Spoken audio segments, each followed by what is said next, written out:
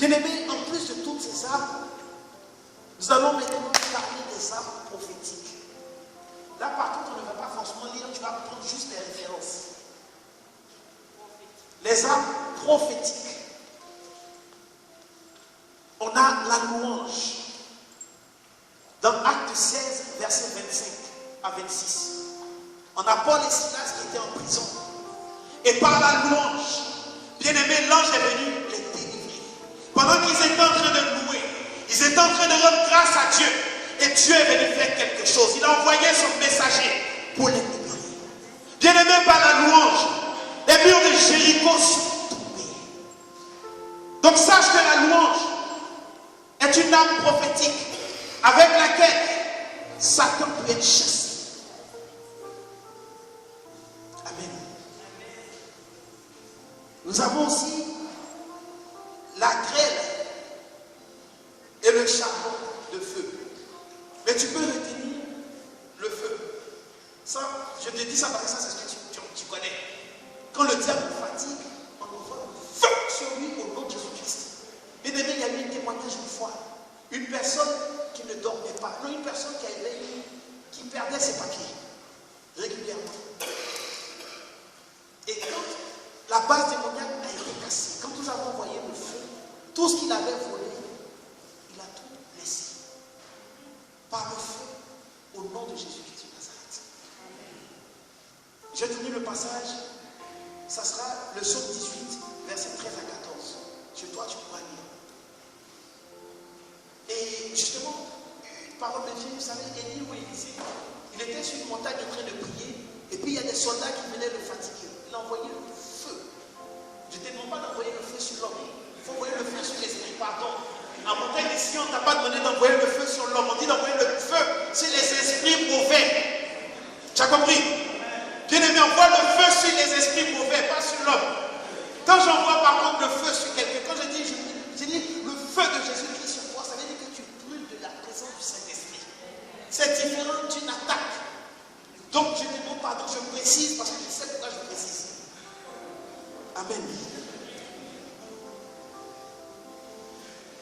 On a aussi le vent de l'Orient ou le vent d'Est. Et ça, tu pourras le lire dans Exode 14, verset 21. Donc le vent d'Orient ou le vent d'Est. Donc comme arme prophétique, on a aussi l'armée céleste. Ah, j'aime tellement ça. L'armée céleste. Dans Josué 5, verset 14. Et après aussi, on a le balai de destruction du Seigneur. Pardon? Josué 5, verset 14. Ça me plaît quand tu me demandes ça, ça veut dire que tu suis, bien aimé. On a le balai, après le balai de la destruction du Seigneur. Donc c'est Ésaïe 14, verset 22 à 23.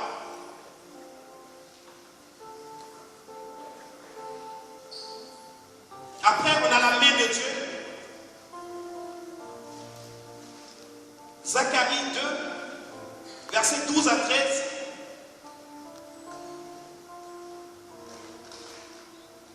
Après, on a la voix de Dieu et le tonnerre. Comment? Zacharie 2, versets 12 à 13. Ah, bien aimé, tu peux bénir. Parce que quand je t'entends demander comme ça me plaît.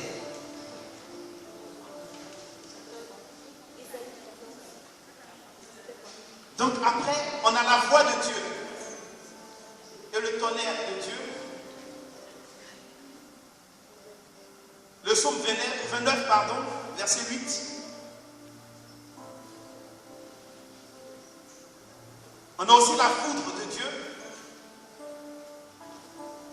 Tu vas prendre le psaume 18, verset 15.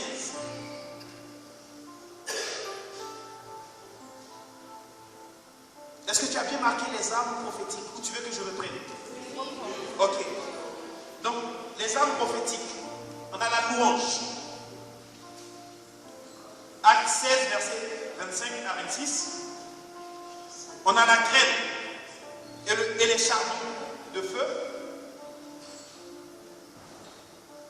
Le psaume 18, verset 13 à 14. On a le vent d'Orient ou le vent d'Est.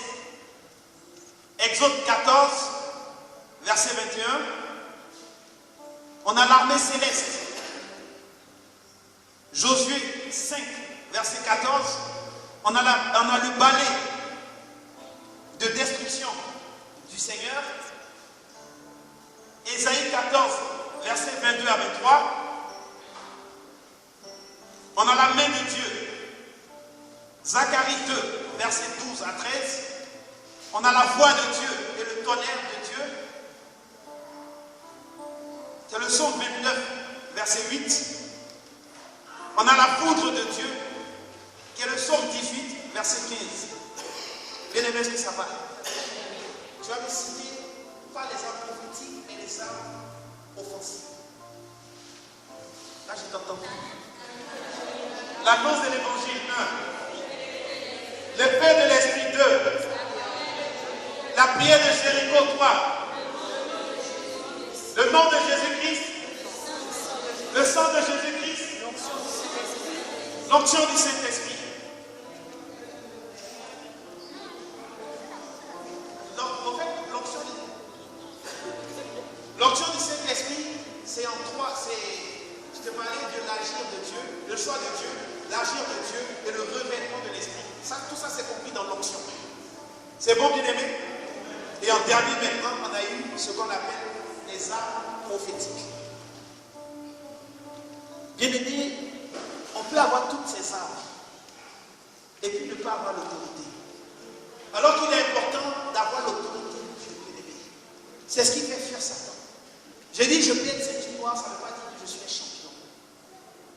Il est important d'avoir l'autorité. Pour avoir l'autorité, bien aimé, c'est le jeûne et la prière. En plus de toutes ces armes que nous avons, nous devons jeûner, nous devons prier. Et cela vient nous fortifier, bien aimé. Il est très important que nous puissions vraiment nous équiper de toutes ces armes, je précise, dans le jeûne et la prière. Parce que c'est ce qui va nous donner l'autorité des enfants de Dieu. Ce qui nous permettra de voir Satan et ses suppôts tomber. La Bible dit, je voyais Satan et ses suppôts tomber.